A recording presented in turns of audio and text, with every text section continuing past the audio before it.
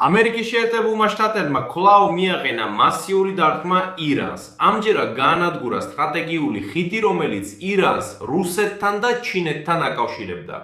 და ასეთი მიზანი შემთხვევით არ იყო არჩეული. ამ წუთებში აშშ-ს სასწრაფოდ აგზავნს ტანკებს თვითმფრინავებს ახლო აღმოსავლეთში. ასევე განიხილავს აშშ-ს სამხედრო ბაზების ბარეინიდან და ქუვეითიდან ისრაელის ერთ-ერთ უდაბნოში გადატანას. ამ ფონზე გავრცელდა ინფორმაცია, რომ აშშ-ის პრეზიდენტის დონალდ ტრამპის გუნდი განიხილავს ირანის წინააღმდეგ ხანგრძლივი სამხედრო კამპანიის სცენას. წინასწარი მონაცემებით ეს შეიძლება გაგრძელდეს 30 დღემდე და გულისხმობს აშშ-ს სრულ კონტროლს ჰორმუზის სრუტეზე, ასევე ირანის იძულებას ბირთვულ შეთანხმებას. თავად დონალდ ტრამპი ამ დროს წინააღმდეგობრივ სიგნალებს აგზავნს.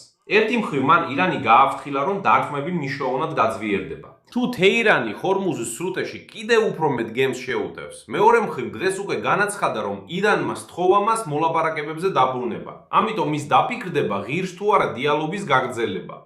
მაგრამ ქმედებების სიტყვებზე უფრო ხმამაღლა ლაპარაკობს. ამასობაში დღეს თეირანში სრულდება მოკლული უზენაესი ლიდერის ალი ხამენეის გამოსაფხოვარი ცერემონია, ხოლო ირანის რეჟიმის ლიგებში განხეთქილება შეინიშნება. რადგან სამხედროები ძალიან უკმაყოფილოები არიან პრეზიდენტ ფეზეშკიანით, რომელმაც დათანხმდა მოლაპარაკებებს ამერიკის შეერთებულ შტატებთან. და ზოგადად თეირანში მიაჩნიათ, რომ ურთიერთგაგების მემორანდუმიდან მაქსიმუმის მიღწევა ვერ შეძლეს. პირიქით, აშშ-ს რომ ისინი მოატყუა და გარკვეული სქემა განახორციელა, რაზეც ახლა ამ გამოშვებაში ვისაუბრებთ. ჩემი სახელია ალექსეი პეჭი, მოდით ერთად გამიხილოთ ეს თემა, მაგრამ სანამ დავიწყებთ, გთხოვთ გამოიწეროთ არხი და ალაიქოთ და დაწეროთ ნებისმიერი კომენტარი ამ ვიდეოს ქვეშ. შეგიძლიათ ახლა არ გააკეთოთ. შეგიძლიათ მაშინ, როცა გადაცემას დაასრულებთ. თავარია არ დაგავიწყდეთ ეს გააკეთოთ. მოკლედ, ამერიკის შეერთებულმა შტატებმა და ირანმა კიდევ ერთხელ გაცვალეს დარტყმები. დავიწყოთ ამით, ვინ სადის როლა. როგორც აშშ-ის ცენტრალურმა სარდლობამ განაცხადა, ამერიკული ჯარების ბოლო სროლამ ირანის მასშტაბით 90-ზე მეტი სამიზნე გაანადგურა. ირანული მედია იუთხება აფეთქებებსა და დარტყმებზე ირანის სამხრეთ სანაპიროს ქალაქებში, ასევე რაც ძალიან მნიშვნელოვანია, ჩრდილოეთ პროვინცია გოლესტანში, კასპიის ზღვის სანაპიროზე.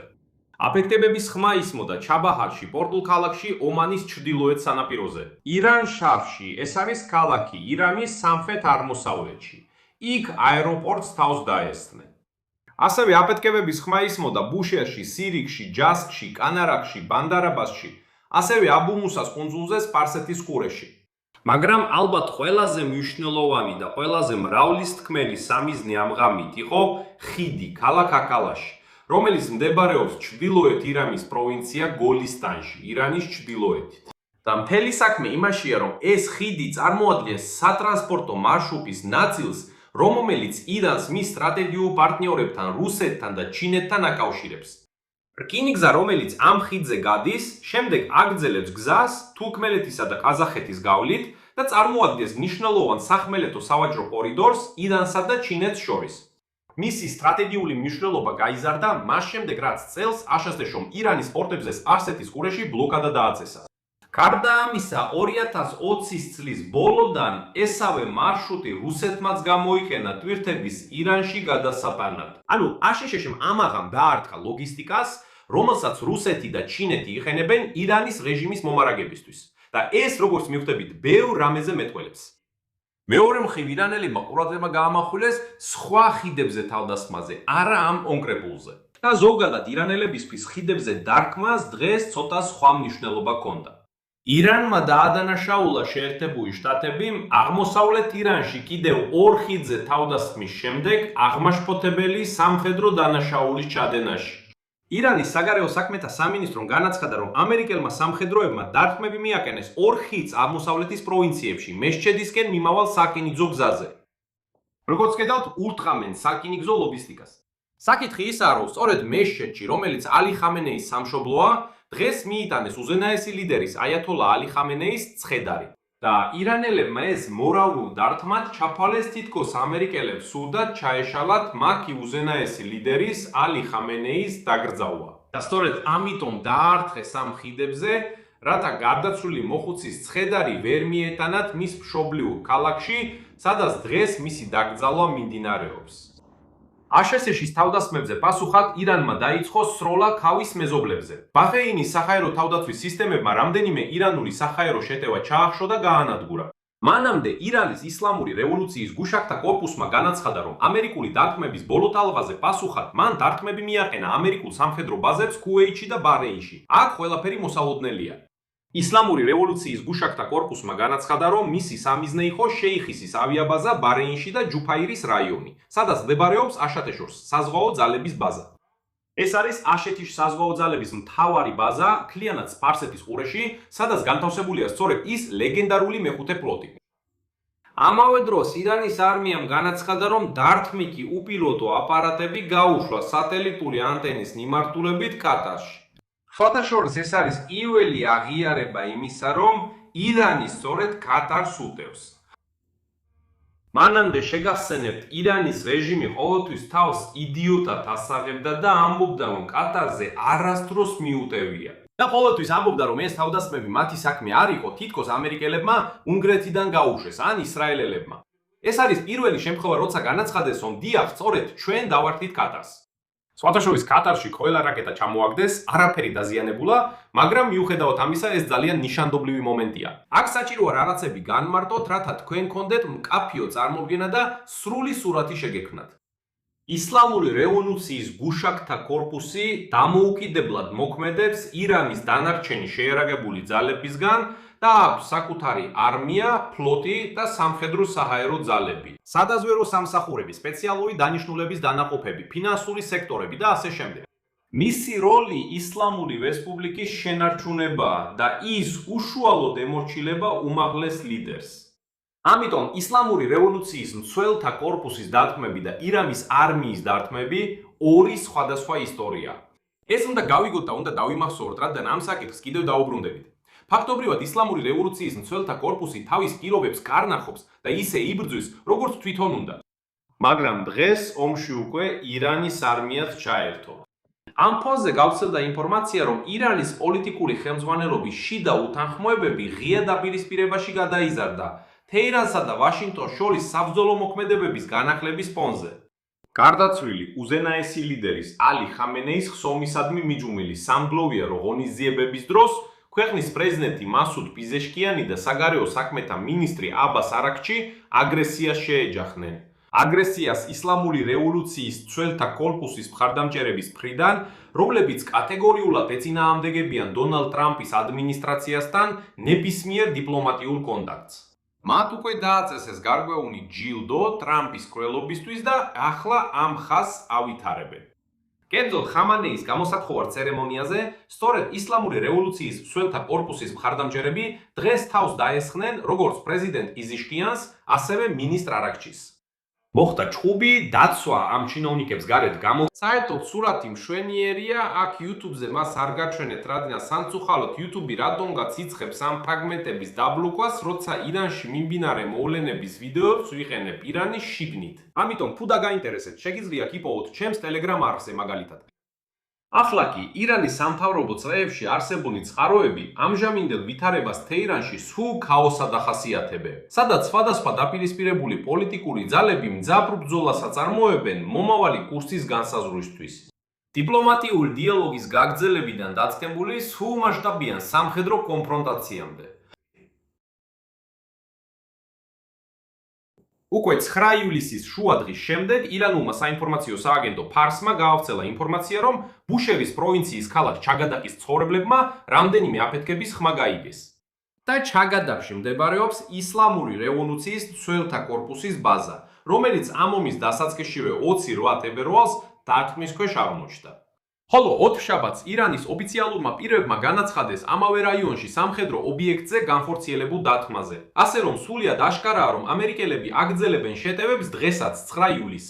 ამავე დროს იორდანიაში საჰაერო განგაში სირენები ჩაერთო მას შემდეგ, რაც ირანულმა რაკეტებმა ქვეყნის საჰაერო სივრცე დაარღვიეს. იორდანიის მთავრობის წარმომადგენლებმა განაცხადეს, რომ ყველა რაკეტა გადაჭერილი და განეიტრალებული იქნა. ისლამური რევოლუციის გუშაკთა კორპუსმა განაცხადა, რომ იორდანიის მიმართულებით 10 ბალისტიკური რაკეტა არ გაუშვიათ. ანუ ამ დროისთვის ირანმა დღეს 4 ქვეყანაზე განახორციელა თავდასხმა. კატარი, ბაჰრეინი, ქუვეითი და იორდანია. ამ ფონზე ირანი სასწრაფოდ გახავს თავისი ტანკერები ჰორმუზის სრუტიდან. ბოლო 2 წლის განმავლობაში თავდასხმების გაძლიერება სპარსეთის ყურეში და პრეზიდენტ დონალდ ტრამპის მუქარა, რომ აშშ-ს ხელმძღვანელობით კვლავ დააწესებს საზღვაო ბლოკადას, ეს აიძულებს ირანს, რაც შეიძლება სწრაფად გაიყვანოს თავისი ნავთობის ტანკერები ჰორმუზის სრუტიდან, რათა უბრალოდ შეინარჩუნოს ისინი. მაგრამ ეს მხოლოდ შენარჩუნებისთვის არ ხდება, არა მხოლოდ შესანარჩუნებლად, არამედ იმისთვისაც, რომ ბოლო მომენტში ფული იშოვა. გასული ღამის განმავლობაში, სანამ ამერიკელები ირანს ბომბავდნენ, ირანმა გასული ღამის განმავლობაში 10 მილიონი ბარელი ნავთობი და საწვავი გააგზავნა. ეს, როგორც მიხვდით, მნიშვნელოვანი ზრდაა. რატო? იმიტომ, რომ Windward Intelligence-ის მონაცემებით ხუთშაბათამდე ირანმა ჯამში მოახერხა ექსპორტი. სულ 60 მილიონი ბარელი ნავთობი და ნავთობპროდუქტი ბოდუქტი ბოლო 3 კვირაში. და აქ ერთ ღამეში 10 მილიონი ჩატვირთეს. და ეხლა ეს დატვირთული ტანკერები სრული სიჩქარით ტოვებენ ჰორმუზის სრუტეს. ამავე დროს დონალდ ტრამპმა ისევ დაიწყო თავისი ძველი საუბარი იმაზე, რომ აშშ-მ უკვე გაიმარჯვა, ხოლო ირანი ისევ სთხოვს მას მოლაპარაკებების განახლებას. ამასთან აშშ-ის პრეზიდენტმა აღნიშნა, რომ ჯერ არ იცის იმსახურებს თუ არა ირანის შეთანხმების დადებას. შემდეგ ციტატა: ჩვენ გვაქვს გამარჯვების ბევრი გზა, მაგრამ სამხედრო თვალსაზრისით ჩვენ უკვე გავიმარჯვეთ. მათ ძალიან ცოტა დარჩა, თითქმის არაფერი აღარ აქვს. და ისინი ასე ძალიან სურთ შეთანხმების დადება, ისინი სულ ცოტა ხნის წინ რეკავდნენ, ძალიან სურთ შეთანხმების დადება. უბრალოდ არ ვიცი იმსახურებენ თუ არა ასეთი შეთანხმების დადებას. არ ვიცი შეასრულებენ თუ არა ამ შეთანხმებას. აი ეს არის პრობლემა. თუ მათ სურთ შეთანხმების დადება, მაშინ რატომ, როგორ ფიქრობთ, მათ კომერციულ გემებზე თავდასხმა განახორციელეს? იმიტომ რომ გუწმელად რო თქვა, ეს გიჟურად ჟღერდა. ეს გიჟურად ჟღერდა. ისინი ცოტა კონტროლიდან გამოვიდნენ, მაგრამ ძალიან უნდათ შეთანხმების დადება. მაგრამ რეალურად არ გავს, რომ ირანი შეთანხმებას ითხოვდა და ტრამპი მართლა აპირებდა შერიგებას. გამოცემა Axios-ი უწყება, რომ ფეთრი სახლი ემზადება იმისთვის, რაც შეიძლება გადაიზარდოს მრავალდრიან ან თუნდაც მრავალკვირიან დათმების გაცვლაში ირანთან. ახალი კამპანიის ხანგრძლივობა და მასშტაბები სულად იქნება დამოკიდებული თეირანის შემდგომობებზე. ამის შესახებ განაცხადეს ამერიკელმა ოფიციალურმა პირებმა, თუმცა დაამატეს, რომ ომის სავარაუდო ახალი ფაზა ნამდვილად შედგება და ის საკმაოდ ხანგრძლივი იქნება. როგორც წეს Axios-ი, ომი, რომელიც დაიწყო ირანის სარაკეტო პოტენციალის შესასუსტებლად და მისი ბირთვული პროგრამის ნარჩენების გასანადგურებლად, გადაიზარდა უსასრულო ბრძოლაში მსოფლიოს უმნიშვნელოვანესი ენერგეტიკული კვანძისთვის, ჰორმუზის სრუტისთვის. ანუ ფაქტობრივად სიტუაცია ისე განვითარდა, რომ ერთი მიზნიდან დაიწყეს, მაგრამ საბოლოოდ ენერგეტიკულ საკითხებზე გადავიდნენ. ჰორმუზის სრუტე. ანუ ფაქტობრივად სიტუაცია ისე განვითარდა, რომ ერთი რამი დაიწყეს, დაასრულეს და აი ესე. ამერიკელმა ჩინომიკმა განაცხადა, რომ მიმდინარე ესკალაცია შეიძლება გაგრძელდეს 1 დღე, 2 კვირა ან თვე. იმის მიხედვით გააგრძელებს თუ არა ირანი თავდასხმებს სავაჭრო გემებზე ჰორმუზის სრუტეში. დიპლომატიური მოლაპარაკებები ჯერჯერობით ჩირში შევიდა და სამხედრო ზეწოლა კვლავ გახდა პრეზიდენტ დონალდ ტრამპის სტრატეგიის ცენტრალური ელემენტი. ოთხშაბათს ტრამპმა განაცხადა, რომ ურთიერთგადების მემორანდუმით გათვალისწინებული 60 დღიანი ზავი დასრულდა. მოგახსენებთ, რომ როდესაც ეს მემორანდუმი ხელმოწერილ იქნა, ტრამპი ამბობდა, რომ ეს ვადა კაპიტულაციას გავდა. მისი თქმით, ირანმა როცა ეს მემორანდუმი მოაწერა ხელი, ომში კაპიტულაცია გამოაცხადა. და აი როგორც ხედავთ, კაპიტულაციიდან დახურვამდე, ან როგორც ტრამპი ამბობს, მემორანდუმის დასრულებამდე, რამდენი დრო გავიდა? 3 კვირა. ანუ ოდნავ მეტი ვიდრე 3 კვირა. ამის შემდეგ, როგორც გახსოვთ, აშშ-მ დაიწყო მეორე ტალღა დარტყმებისა ჰორმუზის სრუტესთან ახლოს. მათ შორის პირველად რამდენიმე თვეში ირანის შიგნით ინფრასტრუქტურის ობიექტებზე თავდასხმები, რაც გარკვეულ ესკალაციას წარმოადგენს.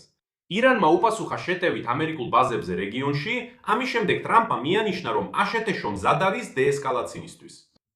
მეორე მხრივ, ირანის მთავარმა მოლაპარაკებელმა მოხამად მაჰერ ღალიბაღმა დაადანაშაულა აშშ დაშინებაში და დაპირებების დარღვევაში. და გააფრთხილა, რომ ჰორმუზის სრუტე მხოლოდ თეირანის პირობებით იქნება ღია. შემდეგ მისი ციტატაა: თუ თქვენ დაადგამთ, თქვენც მიიღებთ პასუხს. ჰორმუზის სრუტე გაიხსნება მხოლოდ ირანული შეთანხმებების არსებობის შემთხვევაში და არა ამერიკული მუქარების ფონზე. სავია, რომ ირანისთვის სრუტეზე კონტროლის შენარჩუნება ნებისმიერი ომის შეწყვეტის შეთანხმების მთავარ მიზნად იქცა. ეს საკითხი იყო მემორანდუმის ძირითადი პუნქტი ურთიერთგაგების შესახებ აშშ-სა და ირანს შორის. და სრუტესთან დაკავშირებული პუნქტების წინააღმდეგობრივი ინტერპრეტაციები ახლა შეთანხმების ჩაშლას იწვევს. ეს ის საკითხია, რაზეც გუშინ თქვენთან ერთად ვისაუბრეთ. აქ აღარ დავიმეორებ გუშინ დეტალურად ავხსენი, რაში იყო წინააღმდეგობები. ურთიერთგაგების მემორანდუმი ავალდებულებს ირანს უზრუნველყოს გემების უსაფრთხო გავლა ჰორმუზის სრუტეში. თუმცა მისი ხელმოწერიდან მალევე ირანის ოფიციალურმა პირებმა ასაშშეშო შეთანხმების დარღვევაში დაადანაშაულეს. რატომ? იმიტომ რომ ამერიკელებმა დაიწყეს გემების გამოტანას არსეთის ყურიდან ჰორმუზის სრუტის სამხრეთ მარშრუტით, ომანის სანაპიროსთან ახლოს, თეირანის თანხმობის გარეშე. ხოლო თეირანი ფიქრობდა, რომ ახლა გემები მხოლოდ მის სანაპიროსთან გაივლიდნენ. ეხლა თეთრსაფში ამბობენ, რომ რადგან ტანკერების უმეტესობა, რომლებიც იქ გაჩერებული იყვნენ, უკვე გამოვიდა სპარსეთის ყურიდან, აშანტეშოქს არმიან მზადაა ომი განაახლოს. ამან შეანცირა შიშები ტრამპის ადმინისტრაციაში, რომ კონფლიქტის განახლება მხისიერად გამოიწვევდა ნავთობის ფასების მკვეთრ ზრდას. თუ გულახდილად ვიტყვით, ირანმა იგრძნო, რომ მისი პოზიციები ჰორმუზის სრუტეში სუსტდება, რადგან ასობით გემი სამხრეთის მარშრუტით ომანის სანაპიროსთან ახლოს გადის და თეირანს ამაზე გავლენის მოხდენა არ შეუძლია. გარდა ამისა, მიუხედავად აშშ-ის სანქციების მოხსნისა, ირანს ნავთობის გატიგვაში სირთულეები ჰქონდა, რადგან ფინანსური ინსტიტუტები გარიგებებს არ ამტკიცებდნენ, ხოლო ბევრი ქვეყანა სანქციებიდან დროებით გამონაკისებს უხალისოდ ეხებნობოდა. პრინციპში სანქციები მოხსნეს, მაგრამ ბევრმა დაიწყო გვერდისავლა და თქვეს, ჩვენ ჯერ არ ვართ მზად ირანთან თანამშრომლობისთვის, რადგან შეიძლება მოგვიწიოს პასუხისგება იმის გამო, რომ მათთან მუშაობთ. გაყინული ირანული აქტივები არ განთავისუფლებულა, რადგან ირანს ჯერ არ გადაუდგამს ბირთვული ნაბიჯები, რომლებიც ამ შეთანხმებით იყო გათვალისწინებული. გარდა ამისა, სანამ ზავი გრძელდებოდა, ოფიციალური პირების თქმით, აშშ-ში შუამავლობით ისრაელსა და ლიბანს შორის მიღწეულმა ჩარჩო შეთანხმებამ ლიბანის ნაწილი ურთიერთგაგების მემორანდუმისა ირანთან გახადა უსარგებლო. და საბოლოოდ თეირანში რეჟიმის სამხედროებთან მიგზო, რომ ისინი საერთოდ მოატყუეს, რომ უბრალოდ გადააგდეს, როგორც ისინი ამბობენ.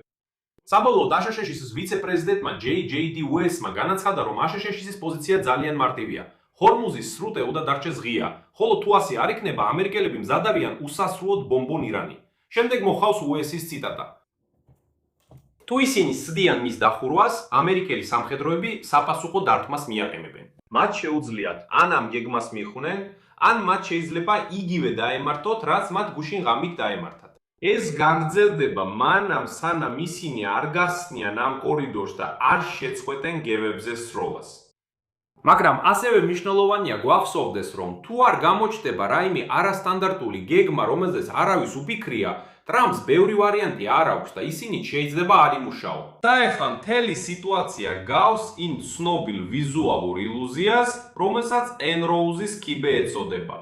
ეს არის ის კიბე, რომელიც უსასრულოდ ადის და ჩამოდის, მაგრამ ყოველთვის ერთსა და იმავე ადგილას მთავრდება. ეხლა ჩრდილოეთ ჰორმუზის სრუტის სიტუაცია და მთლიანად დონალდ ტრამპის ომი ირანის წინააღმდეგ სწორედ ამ Enrose-ის კიბის ვიზუალურ ილუზიას მაგონებს. ანუ სულ წრეზე, ზემოთ, ქვემოთ, ზემოთ, ქვემოთ, ზემოთ, ქვემოთ, წრეზე, მაგრამ მაინც ყოველთვის ერთსა და იმავე წერტილში ბრუნდება. აი ეს. ანუ ეხლა ზუსტად იგივე სიტუაციაა. ფაქტობრივად ეხლა ტრამპს შეეძლო გაეცა ბრძანება მასშტაბური ესკალაციის შესახებ. მას შეეძლო განეხილა საჰაერო თავდასხმების შესაძლებლობა ირანის სამოქალაქო ინფრასტრუქტურაზე ან ელექტროსადგურებზე, ან შეიჭრა სანაპირო რაიონებში ჰორმუზის სრუტის გასწვრივ, რათა უკან დაეხია ირანის ძალები. სხვა ვარიანტია ოპერაცია ირანის ნავთობის ცენტრის დაკავებაზე ხარკის კუნძულზე, მაგრამ დანახარჯები შეიძლება უზარმაზარი იყოს და ეს შეიძლება გამოიწვიოს ეკონომიკური ვარდნა, რომლის თავიდან აცილებასაც ის ცდილობდა ურთიერთგაგების მემორანდუმის ხელმოწერით. ხარკის კუნძულის შტურმი, საზღვაო ქვეითების ან სპეციალური დანაყოფების ძალებით შეიძლება გამოიწვიოს უზარმაზარი დანაკარგები ამერიკელი სამხედროებისთვის. სამიზნეების სიის გაფართოება ირანში იწვევს საპასუხო თავდასხმებს აშშ-ის მოკავშირეებზე სპარსეთის ყურეში და ამერიკულ რეგიონულ ბაზებზე. და ისევ როგორც ომის პირველ ფაზაში, ახლა სრულიად შესაძლებელია, რომ ირანი დაიწყებს ნავთობისა და გაზის ობიექტებზე სროლას, რაც შეიძლება გამოიწვიოს გლობალური ენერგეტიკული კრიზისი, რის სურვილით ტრამპს კვლავ არ აქვს. მეორე მხრივ გაუპეველია შეძლებს თუ არა თუნდაც სრულმასშტაბიანი ომი ირანის შესაძლებლობის განადგურებას, რომ ჰორმუზის სრუტეს საფრთხე შეუქმნას. იმის გაფორმისწინებით, რომ სულ რამდენიმე უპილოტო აპარატი შეიძლება საკმარისი იყოს კომერციული საზღვაო მიმოსვლის შესაჩერებლად, თანაც გაშვების ადგილებიდან, რომლებიც პორტიდან ბევრად შორს მდებარეობს. ანუ, რა თქმა უნდა, შესაძლებელია ირანის სანაპირო ზონის გაწმენდა, მაგრამ ეს არ გამორიცხავს იმ ფაქტს, რომ შორიდანაც შეიძლება უპილოტოების გაშვება და ისევ ჰორმუზის სრუტის პარალიზება. და ამ სიტუაციაში ამერიკელმა ადმირალმა პენსიაზე გასულმა ჯეიმს სტავრიდისმა დღეს წარმოადგინა გეგმა, რომელიც თითქოს დიდი ხანია აშკარა. შემდეგ ციტატა. ატიოსნად რო თქვა, არ ვფიქრობ, რომ ჩვენ შევძლებთ ხაკის კუნძულის დაკავებას, მაგრამ შეგვიძლია მისი ბლოკირება. ეს იქნებოდა დასასრული ირანის სამხედროებისთვის. პასუხად, ირანი შეიძლება მკაცრ ზომებს მიმართოს, მაგრამ შესაძლოა ირანზე ეკონომიკურმა ზეწოლამ რეჟიმი დააფიქროს, შეძლებს თუ არა უსასრულო დაიტანოს დანგრეული ეკონომიკის პოლიტიკური შედეგები. მაგრამ როგორც არ უნდა იყოს, აშშ-მ უკვე დაიწყო თავისი საწვავით გამამარაგებელი სამხედრო თვითმფრინავების ახლო აღმოსავლეთში დაბრუნება, რომლებიც წინა კვირაში დროებით ევროპაში გადაიყვანეს.